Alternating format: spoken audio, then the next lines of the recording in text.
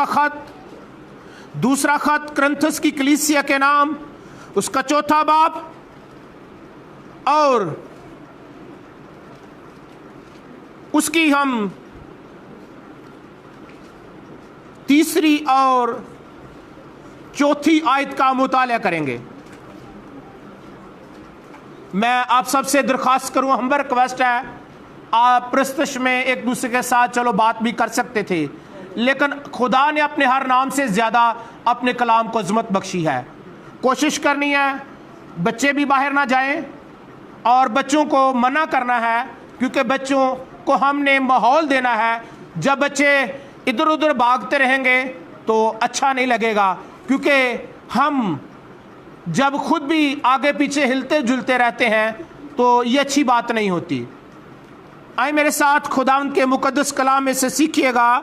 हम पढ़ते हैं, और अगर हमारी खुशखबरी पर पर्दा पड़ा है तो हलाक होने वालों ही के वास्ते पड़ा है, यानी उन बेईमानों के वास्ते जिनकी अक्लों को इस जहां के खुदा ने अंधा कर दिया है, ताकि मसीह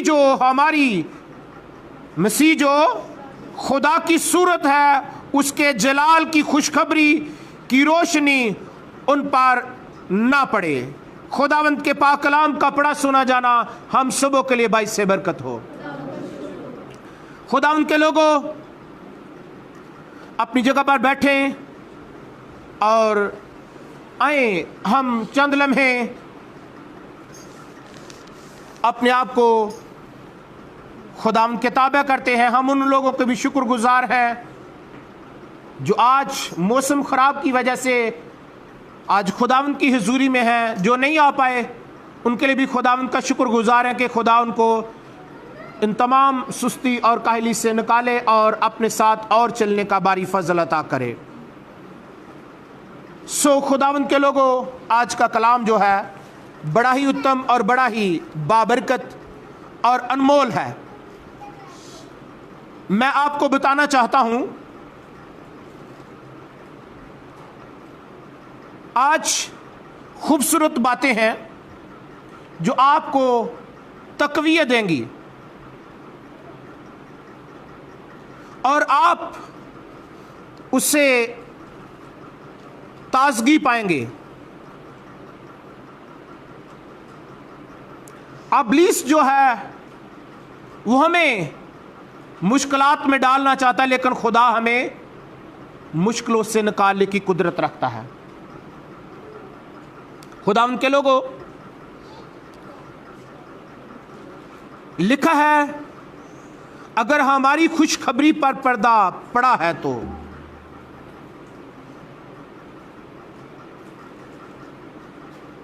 पड़ा है तो हलाक होने वालों के लिए ही पड़ा है। खुशखबरी है क्या? लस खुशखबरी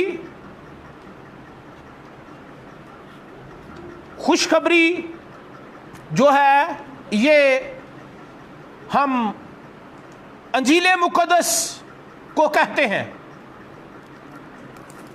गॉस्पल जो है ये खुदा का कलाम, ये खुशखबरी है। और खुशखबरी लस ऐसा है, जब खुशी की खबर सुनते हैं तो चेहरे जो हैं अदास चेहरे, उन पर रौनक आ जाती है, मुस्कुराहट आ जाती है। और जब खुशी की खबर मिलती है तो परेशानी के बादल हट जाते हैं और बहुत से बीमार उठ खड़े होते हैं।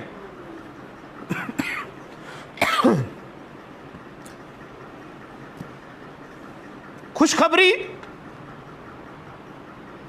मैं बता रहा हूं कि जब सुनते हैं तो चेहरों से उदासी जाती रहती है।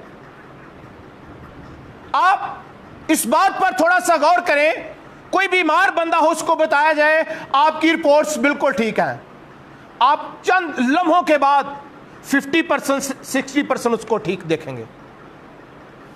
उसको खबर मिली आपकी रिपोर्ट ठीक आई है, अभी ठीक नहीं हुआ, लेकिन 50-60% वो ठीक हो जाता है, उसे खुशी की खबर मिलती है। और जब खुशी की खबर मिलती है तो क्या होता है, बीमार उठ खड़े होते हैं और खुशी की खबर सुनते ही बहाली शादमानी आती है।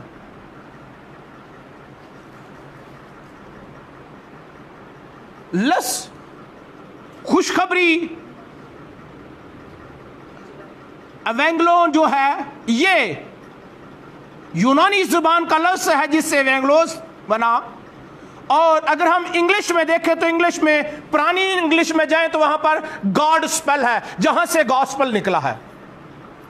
गॉड स्पेल है और गॉड स्पेल से गॉस्पेल निकला, जो आज मेरे और आपके हाथों में है।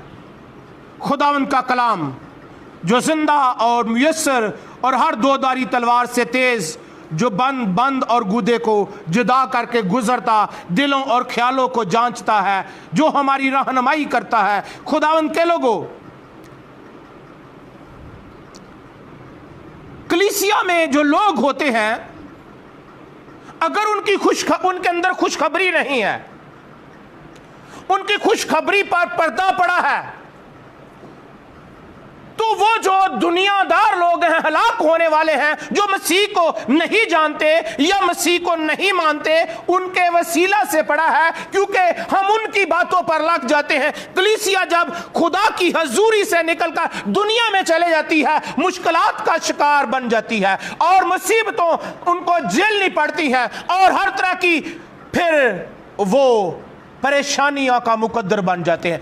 जैसे आप देखें कि जब आदम और हवा बाग एदन में थे तो खुदा उनसे बातें करता। इससे थोड़ा और पीछे चले जाएं तो वो जो जलाल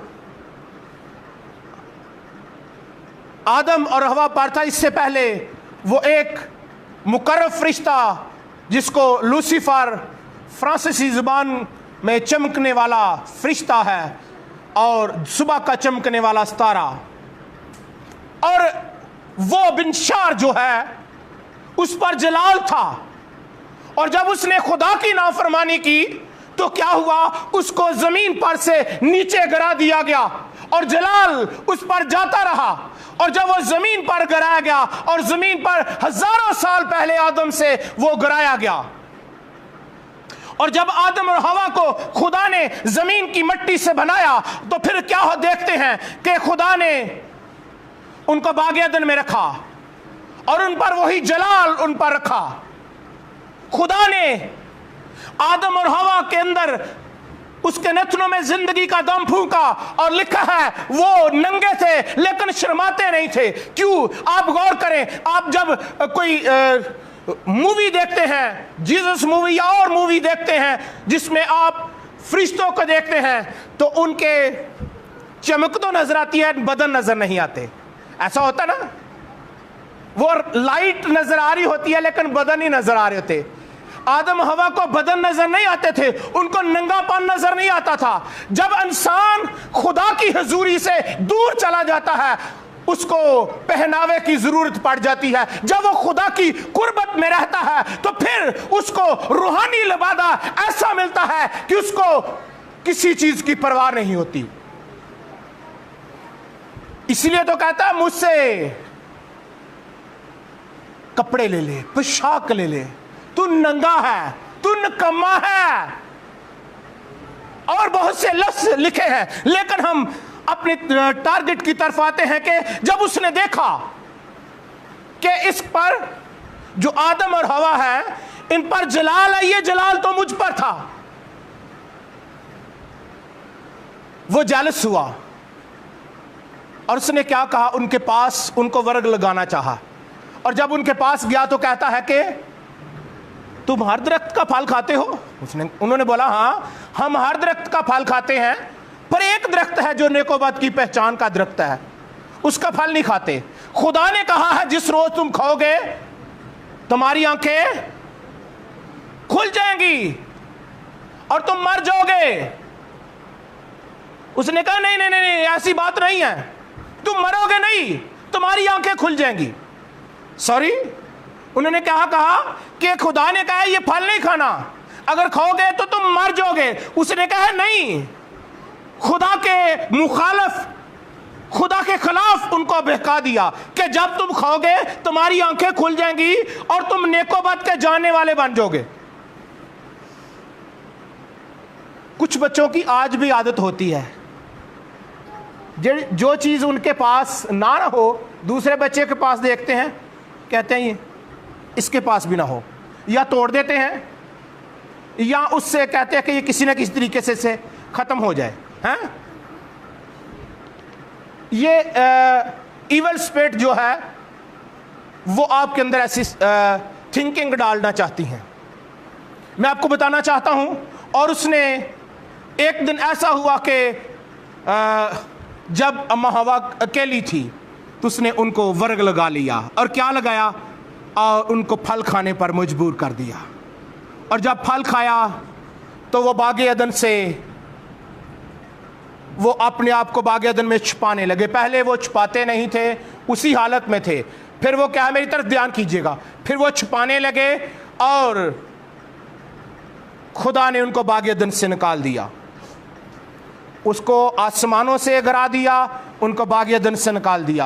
आज गौर कीजिए, लिखा अगर हमारी खुशखबरी पर पर्दा पड़ा है तो हलाक होने वालों के लिए ही पड़ा है। जो हलाक होने वाले हैं, जो जहालत में जिंदगी गुजारते हैं, जो हर तरह की नाफरमानी में रहते हैं, बाइबल मुकद्दस को, खुदा के कलाम को अपनी जिंदगी में नहीं लेते, उनकी खुशखबरी पर पर्दा है। वो आज नशाबाजी भी करते हैं, आज झूठ भी बोलते हैं, होते कलीसिया मैं ईमानदार हूं, मैं खुदा के साथ बातें करने वाली, मेरा फलां अदा, मैं फलां, मेरा मुकाम, मेरी इज्जत, मेरी वैल्यू, मी। आप बहुत कुछ कहते हैं। हाँ, पारी साहब से हमारी इज्जत ही नहीं करते। पारी साहब तो कहते हैं आपके बच्चे कुछ ना, आप हमारे बच्चों को डांटते रहते हैं, जो और कुछ ना होगा तो किसी न किसी पर हम गुस्सा झाड़ने के लिए तैयार रहेंगे। ये आप नहीं करते। आप इब्लीस की बात को मानकर आप अपनी रूहानी लाइफ को डिस्टर्ब करना चाहते हैं। आपको इब्लीस खुदा से दूर ले जाना चाहता है, बुरे ख्याल, बुरे मशवरे डालकर। मेरे अजीजों, मैं बताना चाहता हूं, उस वक्त उसने बागे अदन से आदम और हवा को निकाल दिया। आज इब्लीस जो है खुदा की हुजूरी से निकालना चाहता है। आप ख्वार हो जाएं, आप बीमारियों का शिकार हो जाए, आप मुश्किलातों का शिकार हो जाए, आप दुखों का शिकार हो जाए, आप मुसीबतों का शिकार हो जाए, आप और बहुत सी प्रॉब्लम का शिकार हो जाए। क्यों? क्योंकि वो आपके दिल में गुस्सा, जज्बात लड़ने के लिए, हाँ मेरे बच्चे को इसने बात कर दी, ये तो मुझसे बर्दाश्त ना होगा ना। देखो भाई सब, देखो भाई जी, ये तो ना, अगर मियाँ मना करना चाहे ना, तू पिछे हो जा, तेनू तो फिक्र ही कोई नहीं है। फिक्र होती है उसको भी, और कभी कभी तो हम दोनों लड़ना शुरू हो जाते हैं। होता क्या है, इब्लीस चाहता है कि इनके घर में बरकत ना आए। मैं आपको बताना चाहता हूं, आप इब्लीस, अगर आप ऐसा करते हैं, मुझे नहीं पता कौन करता है या कौन नहीं करता, लेकिन अगर आप ऐसा कर रहे हैं या आप ऐसा कर रहे हैं या कर रही हैं, तो फिर आप की जिंदगी पर गिरफ्त किसकी है? इब्लीस की है। आप दुआ घंटा कर ले या 10 मिनट कर ले, अगर आप 5 मिनट लड़ लेते हैं तो कोई दुआ का असर नहीं है। अगर आप एक दूसरे के साथ गाली गलोच करते हैं तो कोई दुआ का असर नहीं है। वो गीत गाते हैं ना होगा असर दुआओं का। मेरी दुश्मन मेरी कदूरत है, आप नफरत और कदूरत अंदर से निकालते।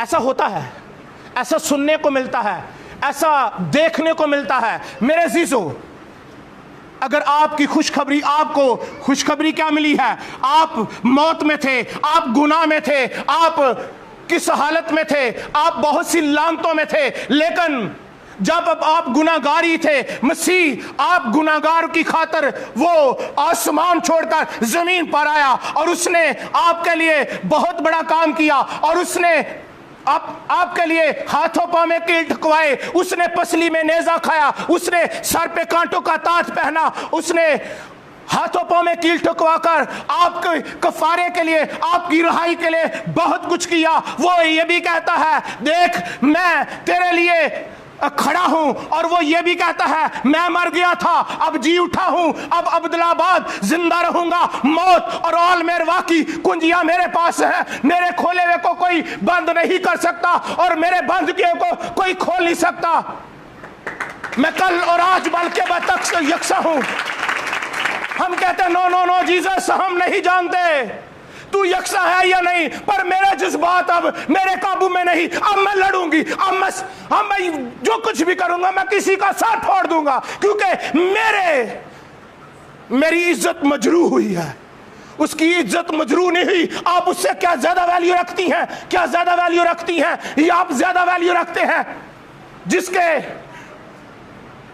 जिसकी जिंदगी में कोई दाग धब्बा जुरी ना थी, कोई गुनाह साबित ना कर सका? वो आपके लिए, मेरी बहन आपके लिए उसने सब लानतों का बर्दाश्त किया। वो कहता है बाप ये हो सके तो प्याला टल जाए, तो भी मेरी मर्जी नहीं बल्कि तेरी मर्जी। ये प्याला वो मौत का नहीं कह रहा था, वो प्याला ये कह रहा था आपकी नापाकियों का, आपकी तमाम बुरी अहदात हरकत का। वो प्याला नहीं, वो कहता मैं इनसे वाकिफ नहीं, पर वो जब आपको देखता है कहता है मेरी जान इसको प्यारी है।